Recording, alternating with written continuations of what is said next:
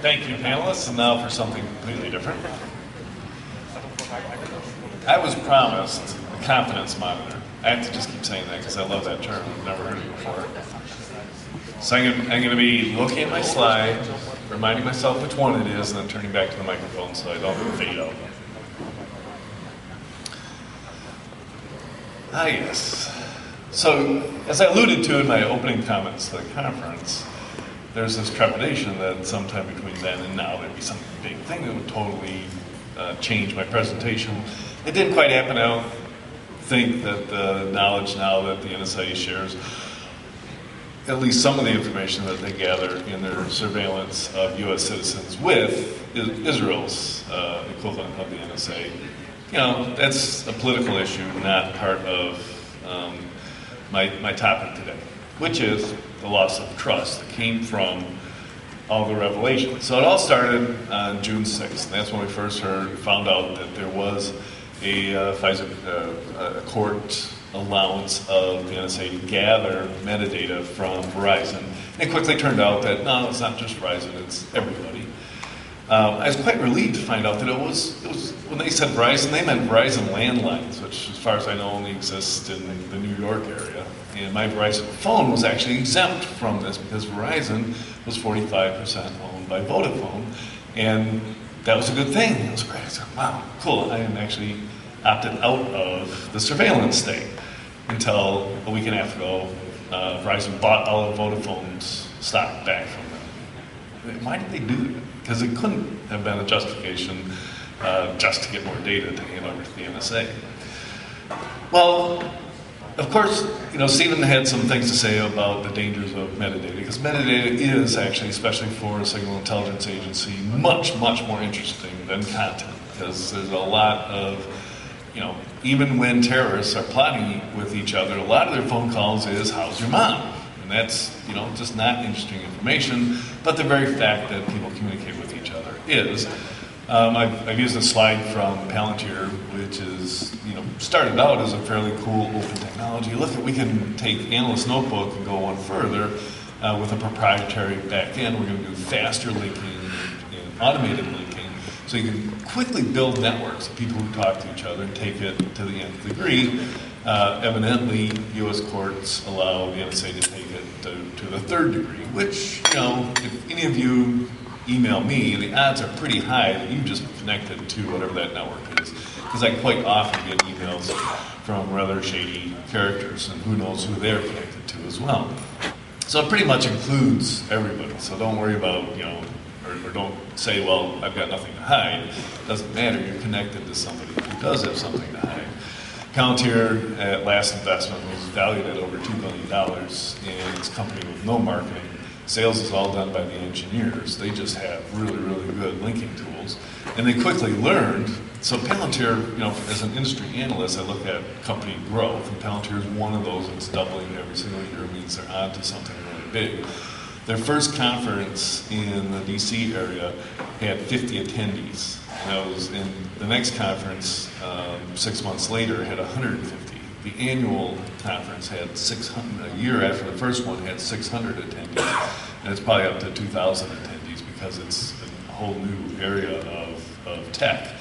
It's still competitive, especially in the Defense Department. They've got their own systems that they built using Analyst Notebook. So metadata is of significant concern. And of course, there's a reaction to this knowledge now that metadata is being collected. But of course it goes much deeper than that, in that the content is also being sniffed on. So here are a couple scenarios of how metadata could be used, and it's quite fascinating. If I were in a position and responsible, for instance, of tracking down drug lords, if I had access to that metadata, my job would be done, and I could quickly draw the entire map, and I could arrest everybody at once, you know, try and put them in jail, and we probably would have, at least for short term, eliminated illegal drug trade. Now, of course, there might be some members of Congress that are a little worried that every single time they leave a meeting with a lobbyist who has just shared with them their plans for future whatever, and they know, gosh, I can support a bill to help that plan out, they can have either their staffer or themselves call their stockbroker and execute a trade in those stocks, usually purchasing them on the expectation it will go up, or knowing that they're going to kill the bill and the stock will go down, they can sell the stock short. You can immediately eliminate all that, or at least have something over all the congresspeople that weren't funding your latest research project. The volume of calls between the acquirer and the target of an acquisition in a large M&A activity. So once again, if it's a large oil and gas company thinking about buying another oil and gas company, you would have access to all that information. Very, very similar to what the Soviet Union did in 1972 when they managed to purchase 25% of the US grain crop at a 25% discount to market because the Soviets had wiretapped the trading desks. That was classic. And of course, probably the best test case for some reason, even in a country with freedom of the press, communications between journalists and whistleblowers. Very, very difficult problem because somehow the whistleblower has to communicate to the journalist anonymously that he or she has something worth reporting and validate their authenticity, validate that they're a person in the know that does have to remain completely anonymous. Because how's a poor journalist going to filter out all the crazy emails that he or she gets every single day? And somehow Edward Snowden pulled that off, and we know the story. It was very complicated. The Guardian helpfully puts together how metadata can be used in the Petraeus Broadwell case, so they knew that by looking at the emails, they had the content of the emails as a shared Gmail account. They could see that there was a turgid affair going on between somebody and somebody else. Pretty quickly figured out that it was Petraeus, but who was the woman that he was having the affair with? Well, they both logged into this shared email account from hotel rooms in the same hotel at the same conference. And through looking at the hotel bills to get who checked in when, they quickly figured out that it was Petraeus' biographer that he was having the affair with. So just an example of metadata. Well, it goes deeper than that, of course, when we discovered that the NSA is actually looking at content. So contrary to what the President of the United States said, yes, the NSA is listening to our phone conversations. And it goes beyond that. We now know, I know everybody in the room and everybody in the conference will look at me and say, oh, you fool, we all knew this was going on all the time. We didn't know this was going on all the time. Sure, I've been inside the Beltway, and sure, people come up to me and nudge me and tell me all about these spooky things all the time. But as an industry analyst, you have to show me. And, admittedly, all I'm being shown now that's different from before is PowerPoint presentations with a whole bunch of cool code words. But the rest of the world is taking this as proof, validation that indeed the surveillance state exists. And it's collecting everything. And one of the most disturbing elements was PRISM, and that was the complicity of major U.S. technology companies. And this is what really got me going. It's bad enough that somebody's looking at who I'm talking to on the phone, but the fact that technology companies are complicit is finally validating the questions I've gotten for years whenever I speak in Germany. And Germany, for some reason, is the primary one, but France as well. Anywhere in Europe, I get questions from the audience, is the NSA spying on everything that we send through the United States? And I've always been able to say, well, I don't know. I don't know. And when people ask me when I was at Fortinet, does Fortinet have a backdoor agreement with the NSA? All I could say is, I don't know. If I found out that that was the case, I would leave the company that day. And that's me. Obviously, it's not a large number of executives at some of our major technology companies would actually take that stance. This is doing tremendous damage to the brands of U.S. technology. It used to be in Germany, I used to wonder, here in the U.S., we had a lot of backlash against the real inventor of modern firewalls being an Israeli company. And a few very adept firewall vendors here in the U.S.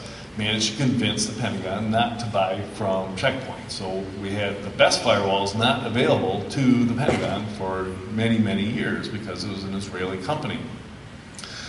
So I was wondering why that didn't rise in Europe until I realized, well, in Europe, every single firewall vendor is non-European. So it didn't matter. They could make a decision between trusting an Israeli company or a U.S. company. It was all the same thing. Same with most routers and most backbone infrastructure that formed the internet in this booming economy that really drove world change for so many years.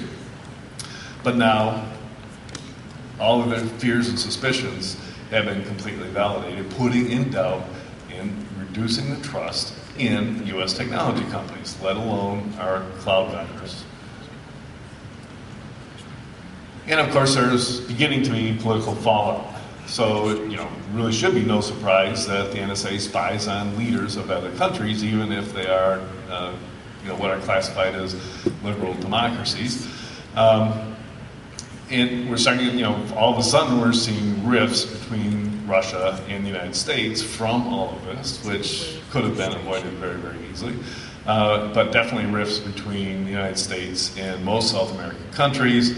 And of course, revelations just last week was that the NSA was actually spying on Petrobras, which is the largest oil and gas exploration company in Brazil. State-owned, so it's spying on another state, true. It looks like economic espionage, and it's probably justifiable economic espionage, the same kind of economic espionage that China is engaged in when they hack into Rio Tinto or Canadian oil and gas companies. They're looking for complete knowledge on global resources of things that are critical to their economy. Because if they have complete knowledge, they know when to buy and sell and acquire.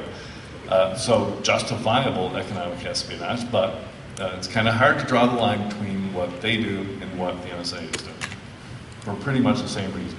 The argument in loss of trust. So I think it's a good topic for a conference on trusted computing infrastructures.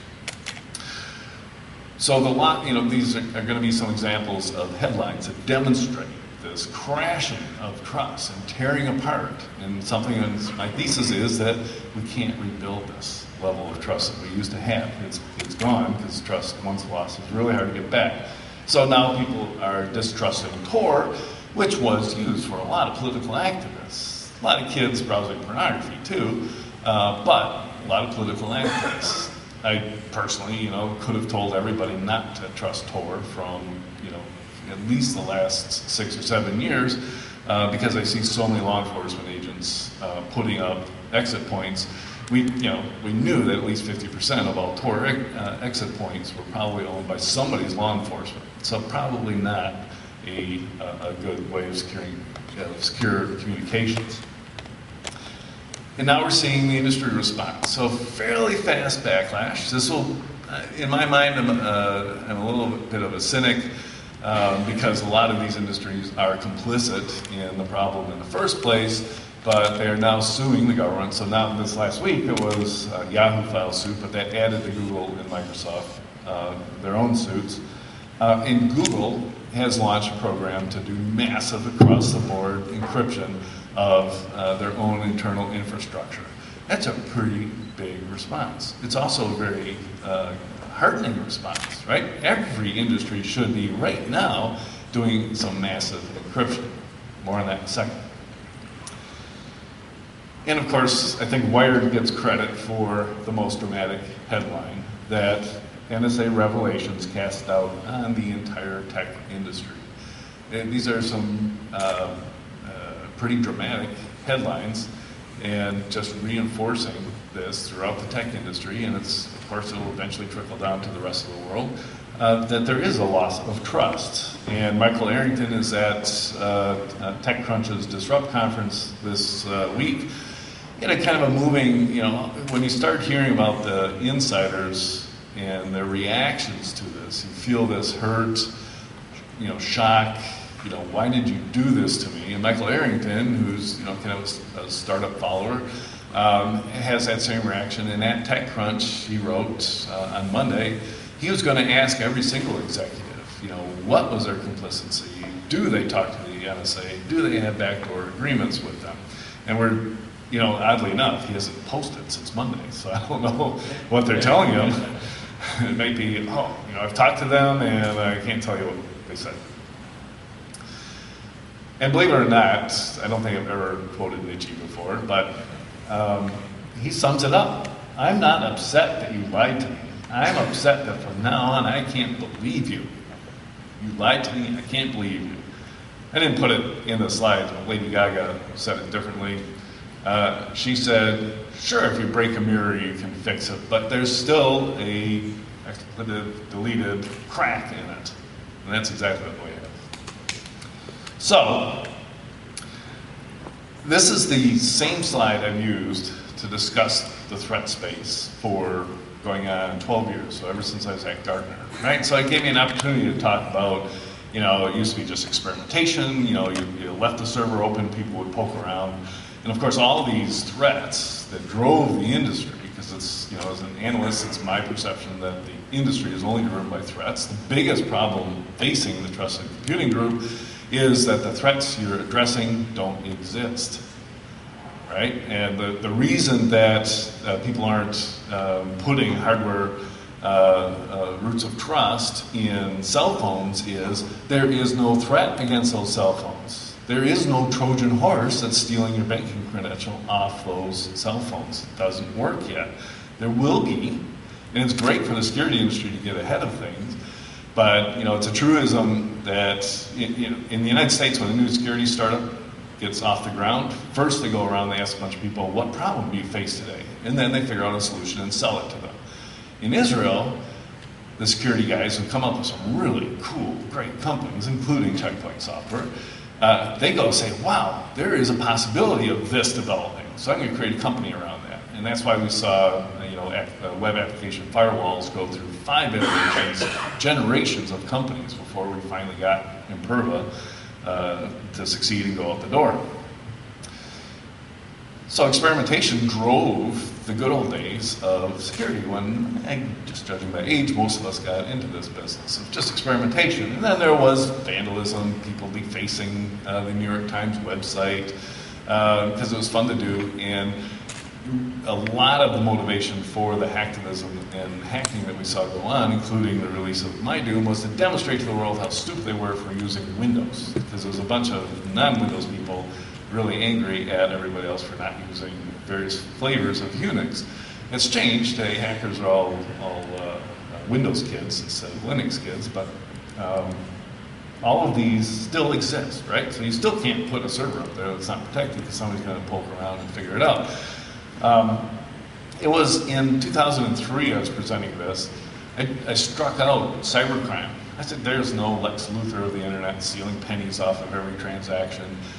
Obviously, a lot changed since then, and the industry grew dramatically from the advent of cybercrime. Now you had a real reason to do hacking and breaking into things because you would steal banking credentials and you would get money for it. So that caused a boom, and that also caused a boom in the IT security industry, which was only about $3 billion annual revenue in 2003. And it was in 2008 when I started thinking, this hierarchy here is actually a timeline. Each of the things around my hierarchy has actually occurred. When I used to say there was no cybercrime, there is cybercrime. So what about the top, the biggest threat that anybody could ever think of? When Schwartau had been talking about it for a decade, information warfare. All of a sudden, apparently, thanks to Stuxnet, we have information warfare. Industry booming. There's tons of, we're finding once again that the things that we put in place to block viruses from hackers is not adequate to stop, members of the PLA from hacking into your system and stealing your secret seeds for your RSA tokens, and then launching from there to break into Lockheed. And it turns out Lockheed Martin was ahead of the game. And they're on the pointy edge of the stick. They've been seeing this since 2003, so they actually stopped the most sophisticated attack we'd seen up to that time, 2010. They'd stopped an attack that breached EMC RSA, but could not get into Lockheed. And that's caused an explosion in the IT security industry. New companies right and left, a little company called NetWitness getting acquired after only 3 years for $220 million. Those are big, big numbers in the little tiny security space that we have. Well, past this summer, I've had to, and I can't think of anything greater than information warfare in the cyberspace, right? I just can't think of, nation states launching targeted weapons against each other over the networks. How could there be anything bigger? Well, it's been a rude awakening, but there is one, and that's the surveillance state. And we as security people, way down at the admin level, all the way up to the policy level, are now confronted with something that is much more dangerous than some Russian hackers that happen to be in the pay of the FSB, or Chinese hackers that happen to be in the pay of the PLA. Much, much more dangerous when the attacker actually has subpoena capability, not to mention SWAT teams. And I think the highlight of this that puts it all in perspective is the Genie program, $652 million annual budget to engage in targeted attacks against whatever the targets may be identified as. An organization full of evidently extremely smart people with essentially infinite resources compared to anybody else in the world. All of cybercrime probably generates $1.2 billion in revenue, but they don't reinvest that in attacks. They don't have to, it's too easy. $652 million is the size of the budget of your adversary. And they're creating malware, they've got a $25 million budget for acquiring zero-day vulnerabilities. So I'm not sure how you pay somebody $1 million for a new iOS vulnerability, which, by the way, is the street price. We know who the customer is. How do you pay somebody that and not expect them to either resell it or disclose it immediately, burning that 0 day? Regardless, we now have identified our primary adversary in IT security for the industry and for those responsible for protecting their networks. So we have to think about some new things. The state as a threat actor. Anybody in the industry is not going to be researching NSA malware. We're going to be looking for it, and there's going to have to be a decision made. Once we find it, do we identify it? It's semantic. If they find it, are they going to identify it, or are they going to let Kaspersky find it and get all the credit? And if Kaspersky says we find it and identify it and close it down, then everybody's going to buy from Kaspersky, not from Symantec. So the industry itself's only response is to engage in this adversarial relationship with their own government in order to counter what they can do. So here's the big issue. We've got controls, we've got GRC, we've got audit and compliance regimes. We have huge organizations that do that. All of them have been spinning their wheels trying to get in compliance for the last decade, and we're not in compliance. As of any date between June 6th and now, the realization had to come about that all of our communications, including all of our emails and texts, corporate texts, and every file we've ever generated and not encrypted and sent out over the wires has been compromised. We are not in compliance. We're out of compliance with HIPAA, with GLB, with Sarbanes-Oxley. Is there a breach notification? Does every single company in the United States complying with California 1386 have to send through U.S. Postal Service a mailer saying that your information has been breached due to our lack of security over it, because we know that the NSA has it all. So now luckily there's an escape clause in most breach disclosure. You don't have to disclose things that are subpoenaed from you, but none of this was subpoenaed from you. So maybe you do have to disclose that. And of course this would be the U.S. Postal, full employment forever and saving grace if everybody actually had to mail that much. So you have to ask, and it's certainly, in my conclusion, that this is a great time for trusted computing, because trusted computing is the solution to the surveillance state. It's only with trusted computing can we rebuild trust in order to do our job, which is to make things secure again. If you have universal insecurity, then we must create the universal security solution. And everybody's been working on that. That means certificates, that means the technology to do the encryption, and of course willy-nilly encryption is much more dangerous than not encrypting, because you can't find your data anymore, you can't recover your data anymore if you lose the keys. So the biggest growth industry over the next 12 to 18 months is going to be key management. how to make that work, and simple and easy, and of course, how to lock it down. Because please, we're not going to put keys into Active Directory like BitLocker does. So this is my big aha slide. So I did some work on this and checked it against, a few reality checks. This is spending on IT security. So just about every analyst firm that's looking at it says here we are in 2013, and the spending is $60 billion this year. In 2003, when cybercrime was just getting started, spending was $3 billion. In 10 years, the IT security industry has grown by 17-fold. That's huge. No other area of technology grows that fast, maybe except iPhones grew that fast. When cyber espionage became the big thing, and when, the Pentagon finally discovered that, all of their systems were insecure, we all knew that, anybody's worked with them, and you still do the litmus test with them and ask them if they still use Telnet within the Pentagon, and they go, well, yeah, we can't turn that off, we'll upset some general, he'll fire us, or whatever you do in the Pentagon. So, but they did discover, thanks to the introduction of malware via USB token in a theater in the Far East or Middle East, that basically could have infected the entire military's infrastructure, well over 1 million machines. Of course, the military didn't have any infrastructure for security and imaging and all that, so they manually re-imaged every single PC in the Defense Department. And it took them over 9 months and cost $1 billion. They had their wake-up moment as late as 2008. Please never mind the fact that the Pentagon email servers were found to be completely owned in 2007. That wasn't enough to wake them up. But malware that they actually had to fix and spend $1 billion on did wake them up. So here we are in 2013. I'm projecting a 10-fold increase in the next 10 years in IT security spending, because not only are we going to have to encrypt everything, all of our communications, we're going to have to protect the keys, we're going to have to manage those keys, all the rest of IT security. So we try at IT Harvest, we track 80 different categories, from IAM to to mobile device security, and all the firewalls, IPS, vulnerability management, patch management. That makes up the IT security industry.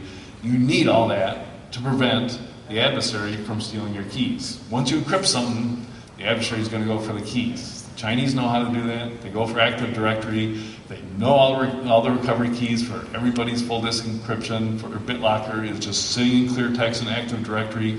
They don't waste time doing anything else.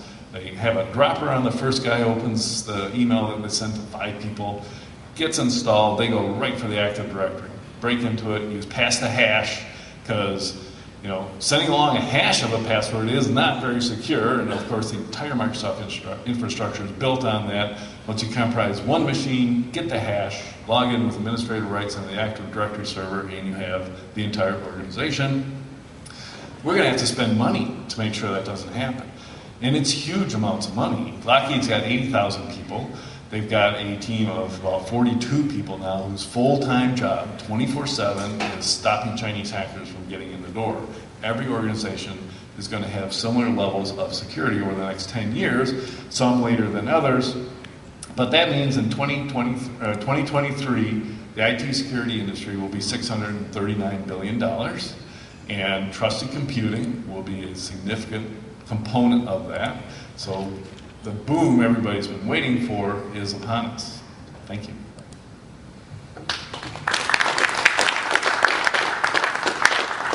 We certainly finished early, so if anybody's got any questions or tomatoes. Trusted computing works, shouldn't that curve smooth out? No, because it's going to take that long to deploy trusted computing. And don't forget that we've got another adversary that's really, really hard to work around, and that's the carriers. So somewhere in here is re-infrastructuring our communications networks, because carriers said, carriers don't care about anybody's privacy or anything. If the government says, hey, help us out here, they'll say okay. So we don't trust them either. We have to bridge the lack of trust. And I don't know how to do that yet, but somebody's going to work that out pretty quick.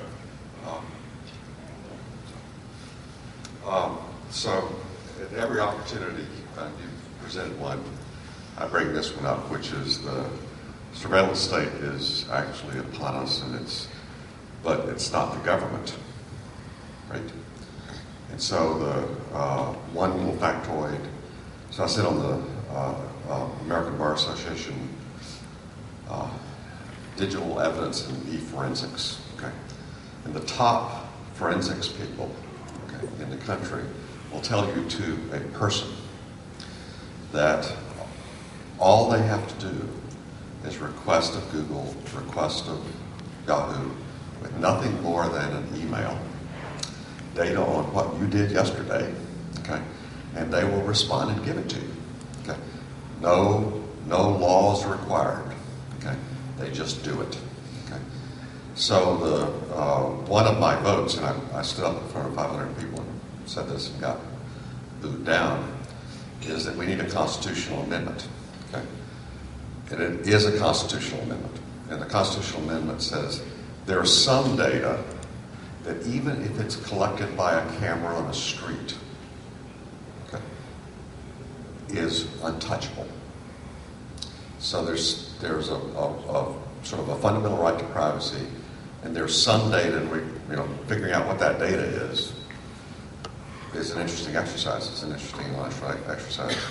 But the idea is there really needs to be a constitutional amendment. Okay, it's the only way to do this. Okay, you can't stop this without something that's fundamental. That's a fundamental human right. It says I have the right to do things, and you do not have the right to, even if you have the data, to use it against me. So then it was argued against me. And I said, no, we already have such an amendment. We already have this in the Constitution. There are bits in your head that you cannot be compelled under any circumstances whatsoever to give up. That's the right against self-incrimination. Okay, so I can say, which extends to your spouse. Which extends to your spouse, and I can say, okay, that the Constitution already has a precedence for this. Okay, we just have to extend it out into the bit world a little bit, okay, to figure out how to do this. Okay, so I had when I first talked about this in front of 150 lawyers and 300 information assurance people, I was sitting next to a federal prosecutor who was also on the podium with me. And his response, and it was very loud, was, everything is discoverable. Okay, that's got to stop. Okay. So I certainly can't disagree. I would like to propose my own constitutional amendment, which I used to, just want to limit to the IRS, but now I think it's worth extending to the entire government. And that is an amendment that says government may not use computer technology that is younger than 10 years old. So that they have to use 1080s or whatever, 8088s in order to do all their computing. Then we would have smaller government and very simple processes. And the IRS forms would get really, really simple fast. So I knew if we went on long enough, we'd get past the 10x. The next year. It's growing 24% a year. That should be enough for everybody.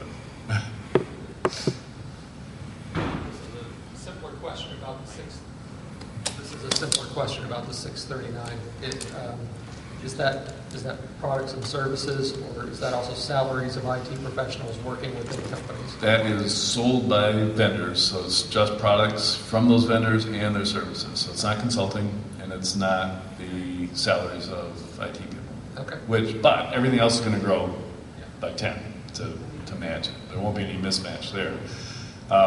Which means that anybody entering the security space today is entering at the beginning of the IT security industry relative. Now, that's a pretty tiny tail down at the beginning side. So anybody who starts today will have the same advantages as anybody who started 5 years ago.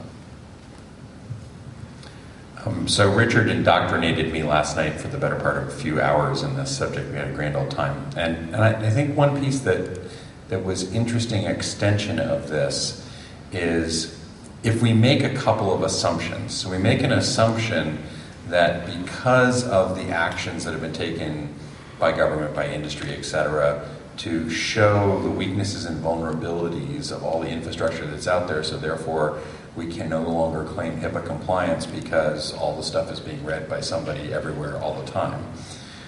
One of the interesting aspects is to frame this in a different context, which is perhaps this is the call to action to modernize the infrastructure, to put ourselves in a position on a nation basis to be best prepared for the services-based economy off of, you can call it roughly cloud or cyber in general, for the enablement and employment of the infrastructure that automates this process, which improves consumer convenience and quality of life. So this is about jobs, global competitiveness, foreign trade balance, all the different pieces that come along. And so in some aspects, the execution of that curve provides the infrastructure investment to best prepare the cyber economy that was the first cyber economy to be in a dominant position to lead the world in 2023. And so there's an extension of this into a macro effect where, we keep breaking axles on all the cars. What we really should do is build a highway system. And if you build a highway system, the investment in the highway system will actually facilitate commerce and global trade efficiencies, et cetera, in a manner that we can only imagine. And I think that it was a great reaction to it. This is a privatization of that process. It's not done by government. It's done by industry. But what we should basically realize is that a forklift upgrade of our first attempt at our cable system, where the kids are outside removing the filters on the outside of the house and everybody's getting Playboy for free. It's now time for a forklift upgrade to improve the quality of all the capabilities. And so perhaps really this is a call for a forklift upgrade. I believe it is.